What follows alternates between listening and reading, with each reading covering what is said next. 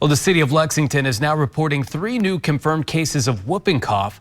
The health department releasing the latest numbers for the pertussis whooping cough outbreak today. Health officials say the city is now up to 60 confirmed cases reported since April 26th. That includes 3 cases in just the last week. The health department says pertussis is a highly contagious respiratory illness spread by coughing and sneezing. You can learn more about how to spot the signs and symptoms by searching whooping cough on our website, WTVQ.com.